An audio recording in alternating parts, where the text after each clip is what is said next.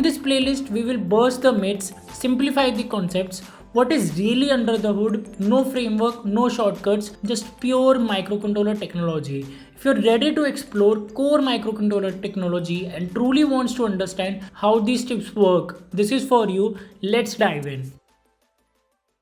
Now let's understand and let's dwell into the building blocks and the functional concepts of these microcontroller chips, which make them so powerful that they are deployed in so many industries for their product development. So first of all, going into the building blocks of the microcontroller chips, so there are mainly three blocks which are there in the microcontroller chips: memory, peripherals, and the CPU. To understand about these building blocks, let's take an analogy of microcontroller chips with a human body. In human body, we have brain which does all the processing, calculations, and thinking. In the case of microcontrollers, it is the CPU which does all the processing, thinking, calculation, and processing of the data. Then in human body, we have body parts to interact with the outside world. Same way, microcontrollers have different peripherals to communicate and interact with the outside world. We humans have memory based on which we do the work, we do the task, how to sit, how to walk, how to use the legs, how to use different body parts, how to communicate. All this is fed in our memory. Same way, microcontrollers have a memory into which instructions are written on how to use its different peripherals, how the CPU have to work, how the microcontroller has to respond when some data comes in or when some request is made on it. And this part is being done by the memory in the microcontrollers. Now let's just deep dive into these functional blocks of the microcontrollers in more technical way and in a short and a crisp manner, so as to get the high level understanding on how the microcontroller works. First thing comes is the CPU, which is the central processing unit, is an integral part of microcontroller which does all the hardcore computing work. Here by computing work we mean that the data which microcontroller gets in, its calculations, its logical thinking, its processing, how the data has to be processed, how the data has to be calculated, all these things is done by a CPU. And CPU does all this computing work by a set of basic rules on how a CPU should work, and these set of rules are called as instruction set architecture. And there are two most common types of instruction set architectures which we also call as ISA, and these two types are RISC architecture and the CISC architecture. And most of the BTech students must have heard about these RISC and the CISC based CPU architectures in their college BTech subjects. In current modern world, RISC based architecture is the most widely and most commonly used across various products and the devices in the case of microcontrollers for the CPU architecture. Examples of RISC-based CPU are the ARM CPU, which are there in the Apple MacBook in their M1 chips. Apart from this, in all the consumer electronic products or the products, majority of the electronic gadgets which we see for in the automotive, industrial automation, medical devices, ARM-based CPU architecture-based microcontrollers are what are being deployed on them.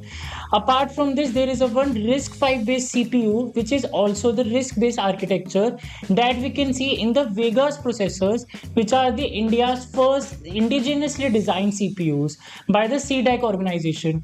And the difference main between the ARM and the RISC-V CPU is that ARM is proprietary and it is being designed and licensed by the ARM Holdings company, and RISC-V CPU is an open source architecture which can be used by the organizations for their development. Here by organizations we mean the fabless semiconductor companies which originally designs these microcontroller chips.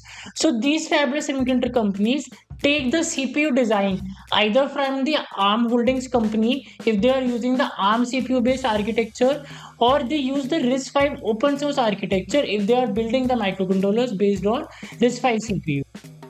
Some examples of CISC CPU based architecture are the Intel 4004, which is world's first CPU, commercially available CPU, launched back in 1971. Another is x86 CPUs, which we commonly heard in the Intel i5, i3, i7 processors. All these are based on CISC based architecture.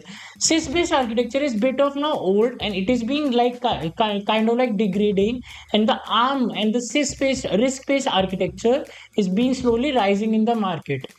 Another important factor on which CPU's computing work depends is on the bit size of a CPU.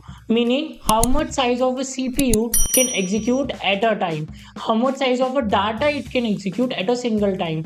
And this thing is measured in terms of the units bits. So there are 8 bits, 16 bits, and 12 bits of CPU.